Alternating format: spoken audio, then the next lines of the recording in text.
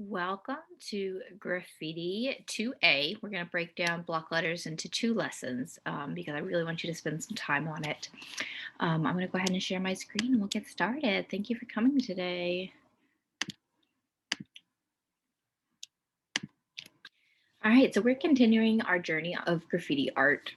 Um, Last week we looked at bubble letters or softy style, and this week we're going to be looking at block letters.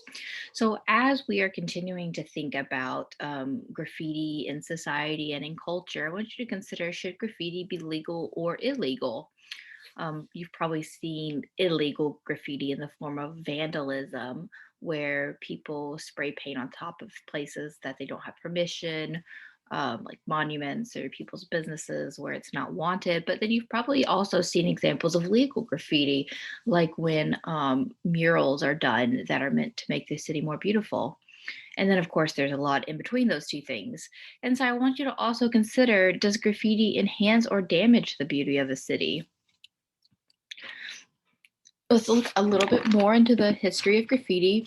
So, for graffiti writers who wanted their work to be seen, the two main places that they would want to graffiti would be subways if they lived in a city with a subway system, or trains if a train passed through their city. And if the goal of a graffiti writer is to be heard, how can she or he get their message out? And then how can the writer make it stand out? And so a lot of times you'll see the graffiti just get bigger and bigger. And that's what we saw in the history of graffiti, is that over time graffiti writers, they make their work more complex and colorful.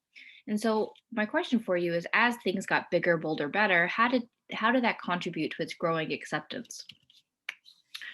We're gonna Last week we were in New York with bubble letters and softy style. This week we are in Chicago. And I don't have a specific artist where block letters come from. We don't have like a specific person that we could say, yes, this person came up with it. However, one of the crews that were really well known for this style was the ABC crew, or Artistic Bombing Crew.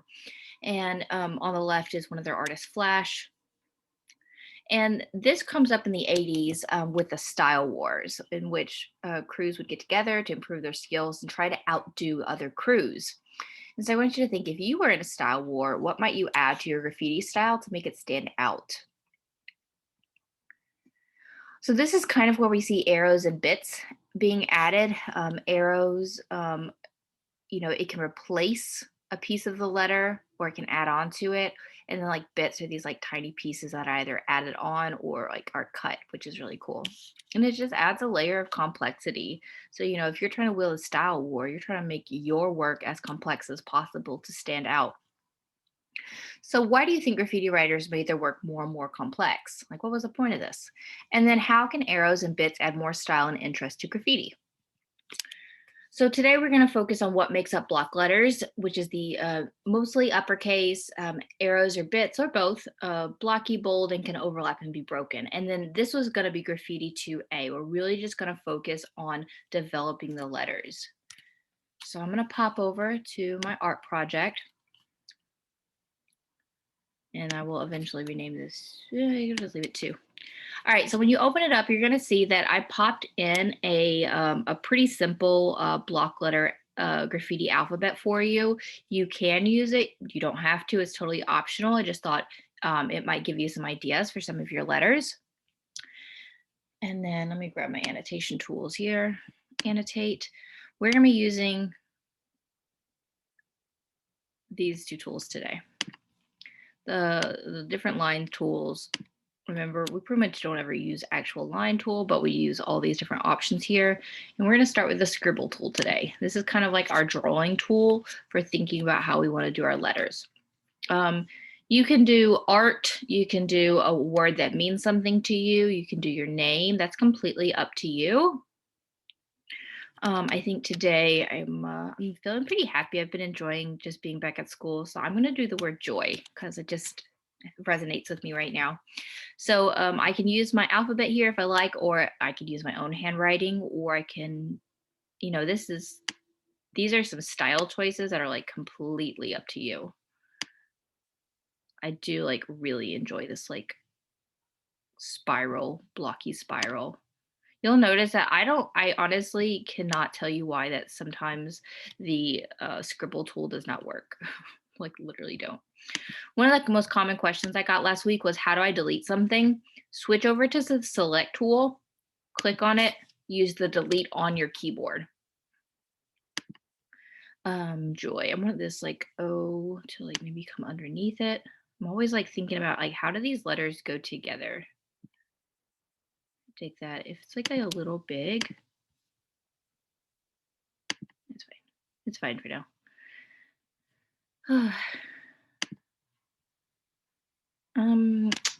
I like this Y versus their Y. I don't know.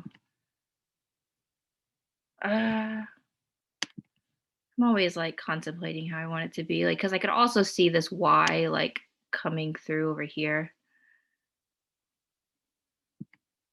I think that's super awkward. I'm gonna go like this. I dig that. Okay, so I have my basic letters down. This is the point in the video where you're gonna pause and you're gonna go do this step in your own work. So pause this video, use your Scribble tool to draw out your letters. Come on back to the video when you are ready for the next step. Hey, good to have you back. All right, we're gonna switch over to the polyline tool. If this is block letters, the polyline tool is gonna give me that nice blocky shape. Now remember with the polyline tool, it will only form a shape if I take my blue line and I connect it back to the beginning. So it started and ended there. Watch what happens if I don't do that. See, I ended there. So it has a start point here and an ending point there. And then if it's just a line, it will never, even if you like use multiple polylines, see how it's not making a shape. So this is sad face. That's wrong. If it's not filling up with blue, you've got to redo it. And that's all there is to it. Okay, I'm going to clear off my annotations. All right, and I'm ready to use my polyline tool. So I'm going to just trace around these letters like I did last time.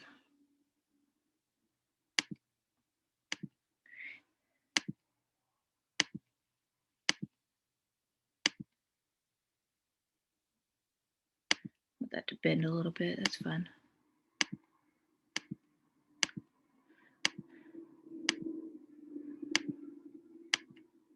All right, and see, it's gonna go, once I go back to the very beginning point, it will close out and make that shape. That's all right, that's not bad. All righty, let's work on this O.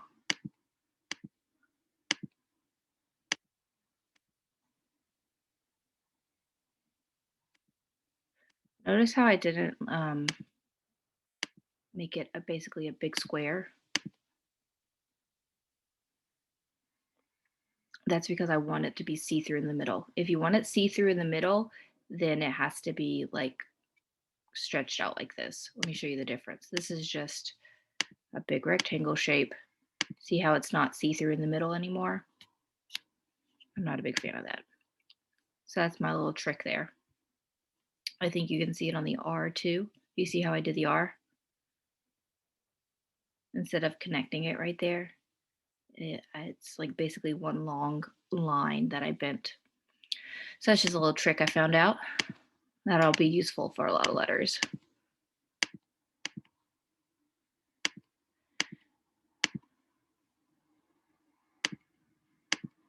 Okay, so I have used my polyline tool to trace around my letters.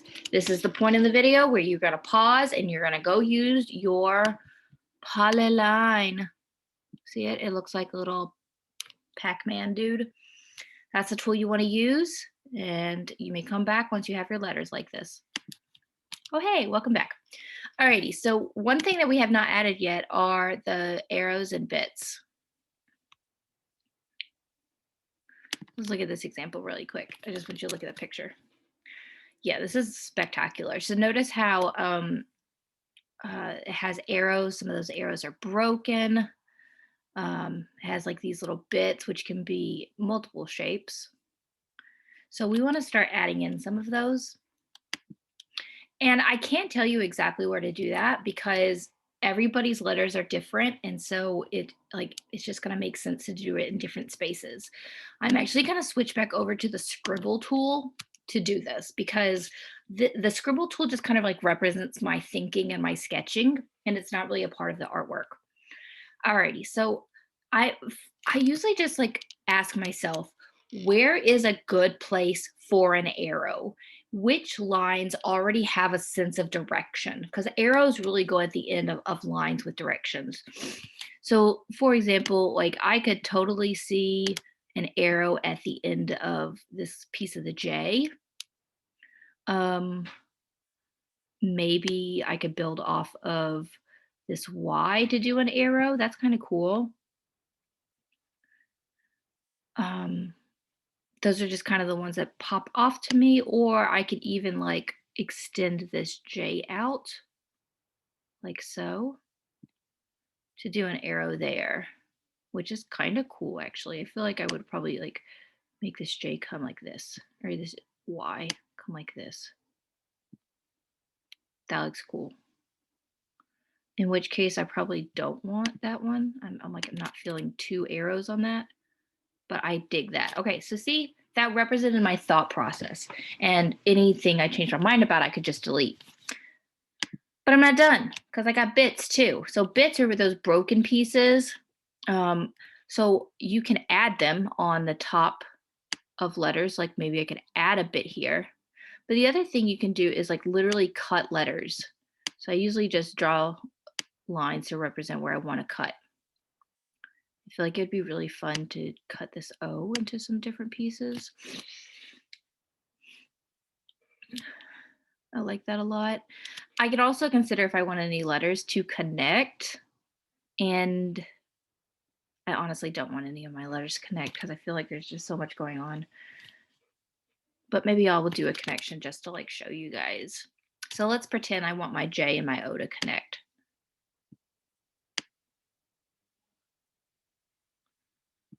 Here we go. So I'm actually going to end up connecting these letters, and I'm going to put a bit there.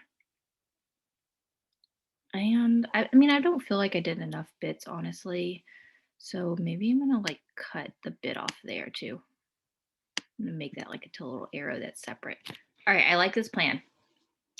Okay, so go ahead and pause this video, take that Scribble tool and draw in where you want to make those changes. Where do you want to add arrows?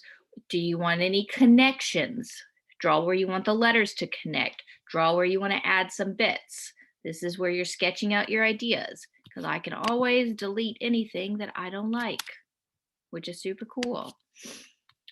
Pause video, do your drawing. All right, welcome back. You probably found that was probably pretty time consuming, like making those decisions and figuring out where you wanted things. So now it's time to actually edit this. It turns out I'm literally redrawing all of my letters, and that's okay. I'm going to switch back over to my polyline tool, and it's time to redraw. I'm going to start on the Y because I think it's probably going to be the simplest to do. So adding a bit, that's easy. I'm just going to draw it like so. Beautiful. See here, I want this to break and be a bit. I'm just going to redraw it where I wanted it. Cool. For now, I'm going to, like, just to illustrate this, I'm going to make this, I think, just a different blue to show you what I'm doing differently. You don't have to do this. This is for illustration purposes only. So I'm going to, anywhere that I draw a new shape, I'm going to make it a new color so you can tell the difference. Okay, so now when I redraw this Y, I'm going to redraw it including this arrow. So I'm going to start here because remember, this is a space. I don't actually want anything there. Okay, so see now I'm coming down here to do my arrow. I think I want to break that arrow. Give it a little swag. Yeah, like that. I believe there's a William in my room right now. Hi, William. All right, and see now I'm coming back up and just tracing over this part. Huzzah. So that is my new Y. That's pretty cool, actually. Yeah, it's just water, cold water and air. I usually go ahead and delete what's underneath because I find it confusing for it to stay there. And if there are any drawings I still see, I delete them as I go because, again, it's just confusing to have them there. I'm like, I want you here with this line. And so if I see any scribbles still showing, I get rid of them. Okay, and I have redone the Y. Okay, remember we're gonna have this O connect to the J. So I'm actually gonna start here because remember I'm cutting off that O right there. That's my new start line. I'm gonna go up here, I'm just retracing the letter, but now I'm connecting over to this J.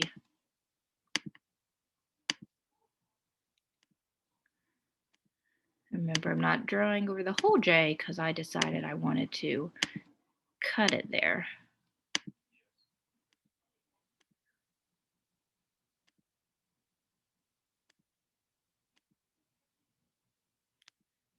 Tracing around my O and huzzah.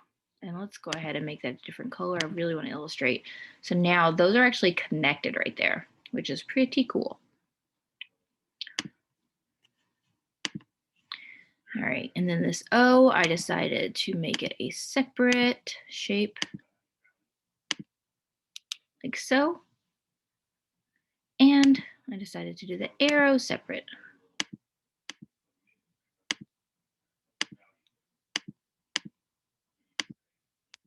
Ooh, that's looking pretty cool. I'm gonna delete any letters and scribbles. Oopsie, not that one. Undo. Love my undo button. I'm deleting anything that I can see that I don't actually want to be a part of my artwork. Those were just my sketches. I have to zoom in so I can actually see them really well. So it's easier to go ahead and get rid of it at this stage. Okay, that looks good. So there we are. Now, pause, make those changes, and come on back. Retrace your letters, including those bits and those connections and arrows. Cool. All right, welcome back. All right, you notice I went off the page, and that's okay. I'm gonna clean up a little bit here. Ooh. If you want to delete this now, like, I mean, it has served its purpose, get rid of it. All right, if I click and drag, I can actually select everything all together. And this is too big right now because it's going off the page. So I can grab my corner square and I can just make that a little bit smaller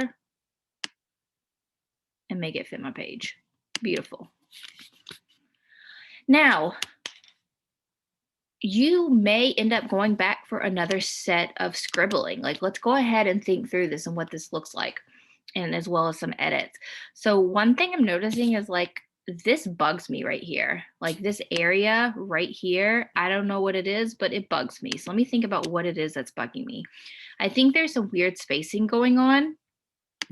So I can use my, my double click here. Maybe I'm going to just kind of like line up. I'm going to make my black lines kind of touch so that's not that weird spacing right there. Okay, that's much better. I dig that. Yeah, I like that a lot better. That was like such an easy fix. Anything else? I'm just like not digging. I think I am not happy with the way I've done the bits over here. And I think honestly, I just want to delete this bit. I don't think it makes sense right here. Let me see it without it. Oh my God, that's better. That's better. Do you see that? Like that was weird and too much. It's better with just the bit over here. I like that. All right, double click to edit points because you probably want to affect like the thicknesses of some areas. I actually really would love to have this O be a bit thicker. So I'm going to Change it up like so.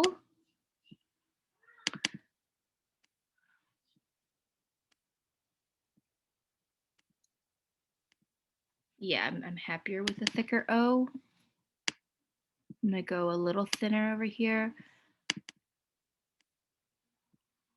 So I'm double clicking to affect the purple points. That actually lets me make those minor adjustments to my word. This is like super nitpicky, but like, do you see how these are like not lining up 100%? So I'm just gonna like, oh, that looks nicer. Just clean that up to make those lines match up. Oh, that's beautiful. Do the same thing here. Just want to clean that up. Put that over there. Because I'm here to win the style wars.